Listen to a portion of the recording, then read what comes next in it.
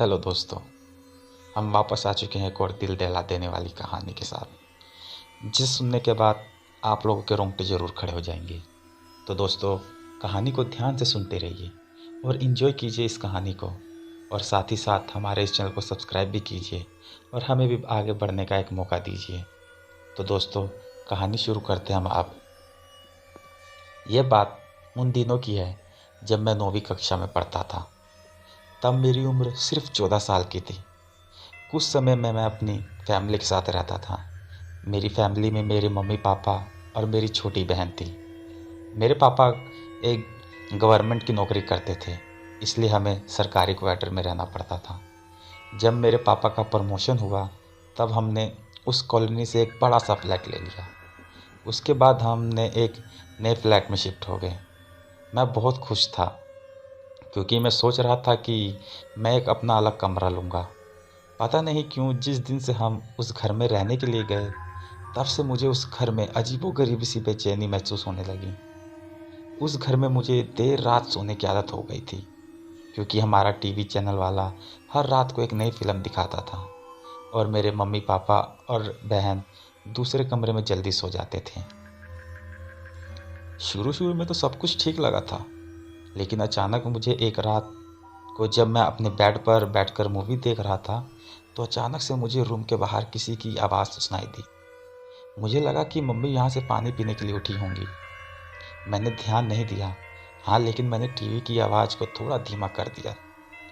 लेकिन 4-5 मिनट बाद फिर से वही आवाज़ आने लगी। वह आवाज़ किसी औरत के चलने की थी, जो कि उसके पायलों से आ रही थी। छन छन छन, बिल्कुल ऐसी ही आवाज़ें आ रही थीं। मैंने टीवी का आवाज़ बिल्कुल बंद कर दिया, लेकिन बाहर बाहर से वही आवाज़ आ रही थी। यह आवाज़ सुनकर मेरा शरीर कांपने लगा और मेरे रोंगटे भी खड़े हो गए। आवाज़ लगातार आ रही थी और 4-5 सेकंड के लिए सुनाई देती थी, उसके बाद बंद हो जाती थी। बाद में 3-4 मिनट के बाद फिर से वही आवाज़ दोबारा सुनाई देने लग जाती थी, जैसे कि कोई भारी पायल पहनकर चल रही हो। मेरा दिल ज़ोर-ज़ोर से धड़कने लगा। ऐसा लग रहा था कि अभी के अभी मेरा दिल मेरे मुँह से बाहर निकल आएगा। मैंने सोचा कि मैं अपनी मम्मी पापा को उठाकर उनसे सारी बातें बता दूं। बाद में मैंने हिम्मत कर दरवाज़ा खोला तो अचानक वही आवाज़ सुनाई दी। उस समय वही आवाज़ बिल्कुल मेरे सामने से आ रही थी। ऐसा लग रहा था कि कोई नई परिणीति स्त्री चलकर मेरे पास आ रही हो, लेकिन सिर्फ आवाज़ ही तो आ रही थी। सामने कोई भी नहीं दिख रहा था और आवाज़ भी बिल्कुल साफ सुनाई दे रही थी। मैंने मम्मी पापा को जगा दिया और सारी सच्चाई उनको बता दी।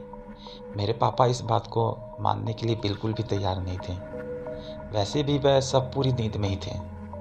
किसी ने मेरी बात पर ध्यान नहीं दिया।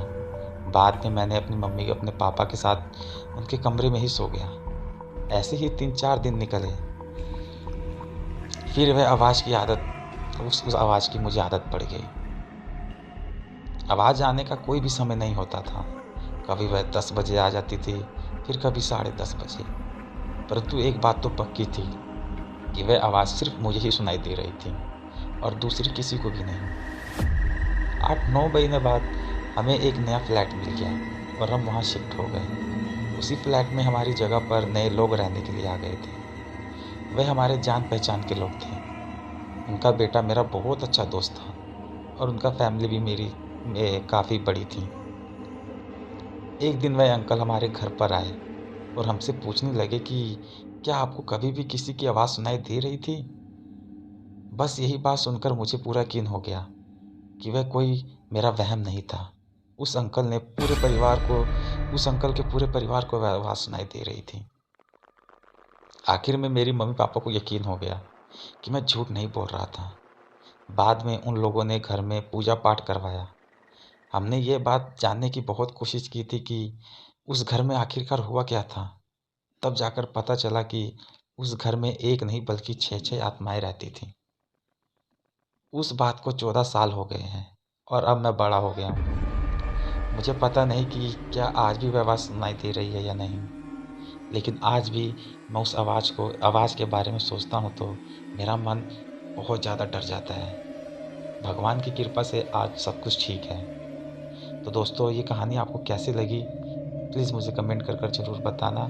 दोस्तों चैनल को जब ज़रूर सब्सक्राइब करना। Thank you.